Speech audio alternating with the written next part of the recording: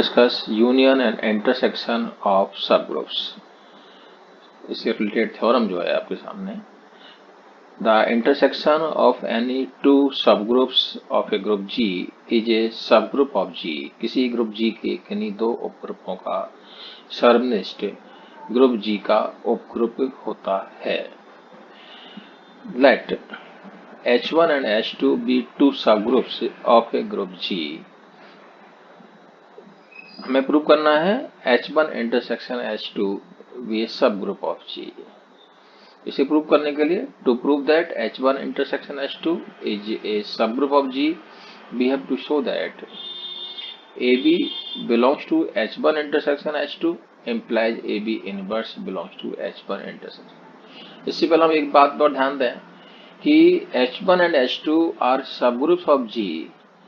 इसलिए G का जो तत्समक अवयव E, आइडेंटिटी एलिमेंट जो E जो है वो H1 तथा H2 में विद्यमान है, एग्जिस्ट कर रहा है. इसलिए इनके इंटरसेक्शन में विद्यमान होगा. इसलिए H1 intersection H2 not equal to 5, मतलब ये नॉन एम्प्टी है. तो माना AB belongs to H1 intersection H2 के कोई दो स्विच अवयव है. By definition of intersection, AB belongs to H1 and AB belongs to H2. Since H1 and H2 are subgroups, जो हमने आपको कंडीशन बताई थी पूर्व के वीडियोज में, तो उसके according AB belongs to H1 implies AB inverse belongs to H1. AB belongs to H2 implies AB inverse belongs to H2. इन दोनों को यदि हम कंबाइन करें तो हमारे पास आएगा AB inverse belongs to H1 intersection H2. इसलिए आपने देखा कि हम AB belongs to H1 intersection H2 लेकर के चले और हमारे पास AB inverse belongs to H1 intersection H2 आ गया. सो जो आपको पूर्व में जो आपको necessary and sufficient condition for a non empty subgroup H of G to be a subgroup, मैंने आपको बताया था पहले कि उसके according AB belongs to H implies AB inverse belongs to H. तो आपका H1 इंटरसेक्शन H2 भी G का सब ग्रुप होगा. ये अभी हमने केवल दो सब ग्रुप के लिए बात किया है कि H1 इंटरसेक्शन H2. अगर संख्या को हम बढ़ाएं, इसको संख्या को बढ़ाते हुए हम अनंत तक ले जाएं, तो हम ये प्रूव करना चाहते हैं एन आर्बिटरी इंटरसेक्शन. देखिए दो टर्म आती है थ्योरम्स में, एक आर्बिटरी शब्द आता है और एक होता है फाइनाइट. हम कहें फाइनाइट इंटरसेक्शन वाली बात आती है तो हम कहते हैं आते हैं 1 से n तक. हम कहें A1 intersection A2 intersection A3 intersection AN.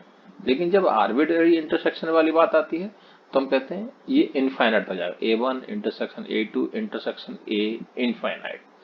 ये इसको दूसरे वे में हम जो अभी मैंने आपको थ्योरम में स्टेटमेंट देखना, an arbitrary intersection of subgroups of a group G is a subgroup of G.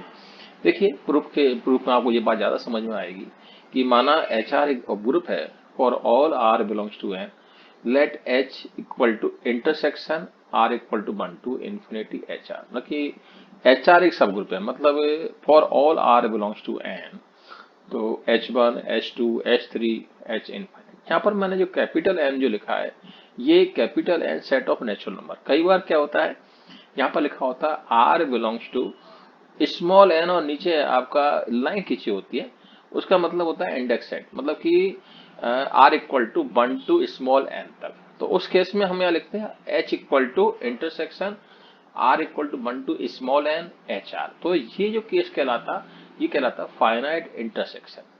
और हम यहाँ डिस्कस कर रहे हैं आर्बिटरी इंटरसेक्शन. तो arbitrary intersection of subgroup of a group G is subgroup of G. हमारा टारगेट है कि H G का सब ग्रुप है. तो हम ये वही जो आपको पहले कंडीशन बताई उस कंडीशन को हम लेकर के चलें दोबारा से कि हम ये A और B यदि H के कोई दो आर्बिटरी एलिमेंट लेके चलें और हम ये प्रूव करें कि AB इनवर्स भी H का एलिमेंट है तो हमारी ये बात प्रूव हो जाएगी. AB belongs to H implies A belongs to intersection R equal to 1 to infinity HR and B belongs to intersection R equal to 1 to infinity HR. ए इनके इंटरसेक्शन में है, जैसे कि आप इन जनरल देखें कि आपको पिछली थ्योरम में भी आपने देखा कि अगर देखिए पिछली थ्योरम में आपने देखा कि A B belongs to H one intersection H two, इसका मतलब क्या था कि ए बी एच वन में भी है और ए बी एच टू में भी है। यहाँ पर भी एग्जैक्टली हम ये बात कहेंगे कि a belongs to H r, b belongs to H r for all r belongs to n, क्योंकि ये आपका आर्बिटरी इंटरसेक्शन है। दिस implies क्योंकि HR, each HR is subgroup of G, so we can write AB inverse belongs to HR by definition of subgroup। subgroup की परिभाषा से हम ऐसा कह सकते हैं for all R belongs to N। ये जो यहाँ पर लिखा हुआ है for all R belongs to N, मतलब है कि AB इनवर्स H1 का भी अवयव है, AB इनवर्स H2 का भी अवयव है, AB इनवर्स H3 का भी अवयव है। इसका मतलब यदि इसको हम कंबाइन करें बात को और हम इंटरसेक्शन की परिभाषा लगाएं तो हमारे पास आएगा कि AB inverse belongs to intersection R equal to 1 to infinity HR, और ये HR किसके बराबर है, ये HR ये हमारा ये H के बराबर है। तो A B inverse belongs to intersection R equal to 1 to infinity HR और दिस इक्वल टू H। तो हमारा जो हम जो चाह रहे थे वो प्रूव हो जाता है, और इसको मैंने एक वेन डायग्राम के रूप में भी मैंने इसको आपको बताया कि देखिए H1 इंटरसेक्शन H2 और दिस इज राइट। दस H is a subgroup of G, और ये जो H1 इंटरसेक्शन H2 है ये लार्जेस्ट सब ग्रुप ऑफ G है which contained in H1 as well as H2। ये भी आपको ध्यान रखना है। एक एग्जाम्पल है, कई बार एग्जाम में पूछ लेता है कि आप इस एग्जाम्पल के द्वारा भी बताइए। तो let H1 and H2 be two subgroups of a group Z plus where H1 equal to 2n, मतलब कि हमारे set of all even integers, H2 equal to 5n, n belongs to Z, कि multiple of 5, set of integers which are multiple of 5, 5 के गुणक हैं। Then H1 intersection H2, इन दोनों का में जो कॉमन एलिमेंट है वो आएंगे। कॉमन एलिमेंट क्या है, मल्टीपल ऑफ 10 आएगा, 10n where n belongs to Z। आप इसको खोल करके भी चाहें तो आप देख सकते हैं, is a subgroup of Z plus. Theorem next, अब जब हमने इंटरसेक्शन वाली बात की है तो दिमाग में क्वेश्चन आपके आ रहा है जो हुआ कि देखिए अगर ये यूनियन होता तो क्या होता, क्या यूनियन के केस में भी ये सब ग्रुप होता। देखें, the union of two subgroups of a group G is a subgroup of G if and only one is contained in other। किसी ग्रुप के दो उपग्रुपों का संघ एक उपसमूह है यदि और केवल यदि वे एक दूसरे में अंतर्विष्ट है। If and only one is contained in other, माना H1 तथा H2 ग्रुप G के कोई उपग्रुप है, माना H1 सबसेट H2 या H2 सबसेट H1, ये हम कंडीशन लेकर के चल रहे हैं। देखिए H1 सबसेट H2 का मतलब है H1 यूनियन H2 ये H2 के बराबर है। H2 सबसेट H1 का मतलब है H1 यूनियन H2 भी H1 के बराबर है। कोई सा भी हम केस लें, हमारा H1 यूनियन H2 जो है या तो H1 आएगा या H2 आएगा, और ये H1 और H2 क्या दिए हुए हैं, सब ग्रुप दिए हुए हैं, इसलिए H1 यूनियन H2 भी G का सब ग्रुप है। इसके विपरीत हम लेकर के चले कि कन्वर्सली सपोज H1 और H2 G के दो सब ग्रुप इस प्रकार से हैं कि H1 यूनियन H2 भी G का सब ग्रुप है। ये हमको मतलब कि H1 यूनियन H2 G का सब ग्रुप अब दिया हुआ है, और हमारा जो टारगेट है, टारगेट क्या है हमारा कि या तो H1 H2 का सबसेट होगा या H2 H1 का सबसेट होगा। हम जो माने कि H1 not subset of H2 या H2 not subset of H1। Now H1 not subset of H2 imply there exists A belongs to H1 and A not belongs to H2, मतलब A हमारा H1 में तो है और A H2 में नहीं है। इसी प्रकार H2 not subset of H1 there exists B belongs to H2 and B not belongs to H1 परंतु A यदि H1 में है तो A इनके यूनियन में भी है, जैसे मैंने आपको ऊपर अभी वेन डायग्राम बताया है। देखिए कि A अगर आपका H1 में है तो A ये जो पूरा जो है ये H1 यूनियन H2 है, तो ये यदि H1 में है या A H2 में है तो A आपका H1 यूनियन H2 में होगा। तो आप ये वेन डायग्राम से भी ये बात आप देख सकते हैं। तो A belongs to H1 implies A belongs to H1 union H2, B belongs to H2 implies B belongs to H1 union H2। ये वेन डायग्राम भी आपके लिए बहुत ही इंपॉर्टेंट कंसेप्ट है, इस पर भी आप जो आपने 9th में पढ़ा इसको आप थोड़ा सा यहाँ देख करके चलें। आपके डिस्क्रीट मैथमेटिक्स में पहले ये जब आपने प्रॉब्लम्स की थी शुरुआत में आविष्ट अपवर्जन सिद्धांत के अंतर्गत, तो आपके उस समय ये काम आया था, तो उसको भी आप थोड़ा सा गौर से देख के चलें इसको। A B belongs to H1 union H2 and H1 union H2 subgroup of जी। तो सब ग्रुप क्या होता है? इटसेल्फ ग्रुप होता है। तो इसमें हमारी जो क्लोजर प्रॉपर्टी है वो काम करती है।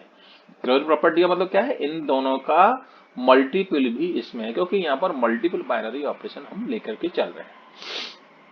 तो this implies A B belongs to H1 union H2 और this implies A B belongs to H1 और A B belongs to H2। Since H1 is a subgroup of G, इसलिए A belongs to H1, A B belongs to H1 implies A inverse belongs to H1 और A B belongs to H1। और by closure property, by समवर्त नियम से हम क्या कह सकते हैं कि इन दोनों का जो मल्टीपल है वो भी H1 में है। This implies A inverse A B belongs to H1। यहाँ आप फिर सोचेंगे कि सर ये कैसे कर दिया, क्योंकि H1 एक सब ग्रुप है, इटसेल्फ ग्रुप है, और ग्रुप की जो परिभाषा है उसमें जो साक्षर नियम है उस नियम से ये हम ऐसा कर सकते हैं। A inverse A B belongs to H1 और दिस इंप्लाइज ई बी, क्योंकि A inverse A equal to E group में परिभाषा भी दी हुई है कि for every element of G there exist inverse. मतलब क्या हुआ? A inverse A equal to E और this E B belongs to H1 और ई बी इक्वल टू क्या होता है? B। और B बिलोंग्स टू H1 जो कि विरोधाभास है, क्योंकि हम ये लेकर के चले हैं कि B H2 में है लेकिन B H1 में नहीं है, और यहाँ हमारे पास ये B H1 में आ गया जो कि विरोधाभास है। अतः ये जो हम लेकर के चले हैं ये गलत है। क्या लेकर के चले हैं अभी हम कि ये H1 H2 में नहीं है या H2 H1 में नहीं है, इसका सबसेट नहीं है, ये लेकर। लेकिन हम दोबारा और दूसरी बात अब देखते हैं कि चूंकि H2 is a subgroup of G, B belongs to H2, A B belongs to H2 subgroup है, इसलिए हम पुनः कह सकते हैं कि B inverse belongs to H2, A B belongs to H2। By वही क्लोजर प्रॉपर्टी से हम कह सकते हैं A B B inverse belongs to H2 implies A B B inverse belongs to H2। This implies A E belongs to H2 या A belongs to H2 which is again a contradiction, जो कि पुनः एक विरोधाभास है। अतः हमने जो इनिशियल assumptions लिए हैं, जो हमने माना है वो गलत है। इस तरह से हम ये कह सकते हैं कि H1 सबसेट H2 होना चाहिए या H2 सबसेट H1 होना चाहिए। एक एग्जांपल आपके सामने कि let H1 and H2 be subgroups of the group Z plus, where H1 is set of all even integers and H2 set of integers with multiple of 5, 5 के गुणक हैं। Then H1 union H2 x, where x equal to 2n और 5n, क्योंकि union में क्या है, या तो जो आपके H1 के अवयव होंगे या H2 के अवयव होंगे। Where n belongs to Z, और इसको आप दोनों को इस तरह से आपने खोल के रखा है। आपने आप देख रहे हैं कि 6 और 15 H1 यूनियन H2 के एलिमेंट हैं, लेकिन इनका जो एडिशन है वो H1 यूनियन H2 में नहीं है, क्योंकि हमारा जो समवर्त नियम है H1 यूनियन H2 क्योंकि एक सब ग्रुप है, और सब ग्रुप है तो ये इटसेल्फ ग्रुप है, तो इसमें जो हमारा क्लोजर प्रॉपर्टी है वो हमारे लागू होनी चाहिए। और इसमें हमारा जो क्लोजर प्रॉपर्टी में जो हमारा जो संक्रिया है वो एडिशन है। संक्रिया हमारी क्या ली हुई है? एडिशन, क्योंकि Z जो हमारा है जो ग्रुप जो है, ग्रुप में एडिशन संक्रिया है। तो H1 और H2 इसके जो सब ग्रुप है उसमें भी संक्रिया हमारी एडिशन होगी। तो यहाँ पर 6 और 15 इसके एलिमेंट है, तो उनका 6 प्लस 15 को चेक करेंगे, 15 इंटू 6 को मल्टी चेक नहीं करेंगे। 6 प्लस 15 इक्वल टू 21, जो कि H1 यूनियन H2 में नहीं है।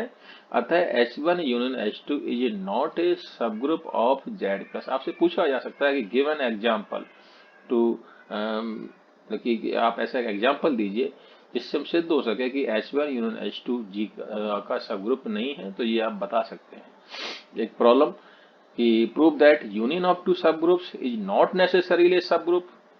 जैसा अभी आपको थ्योरम में बताया है, ये आपके सामने एग्जांपल जो आपको दिया है उसमें आपके कि H1 union H2 not a सब ग्रुप। आपने देखा कि H1 और H2 सब ग्रुप है लेकिन इनका यूनियन सब ग्रुप नहीं है। तो यहाँ पर पूछ रहा है आपसे prove that union of two subgroup is not necessarily subgroup. Write down the condition under which union of two subgroups is a subgroup. तो हम इसके जो अभी एग्जाम्पल आपको दिया उस एग्जाम्पल को लिखें, और जो थ्योरम अभी आपको प्रूव कराई है उसके लिए हम केवल कंडीशन लिखें कि H1 यूनियन H2 इज सब group if H1 subset H2 और H2 सबसेट H1।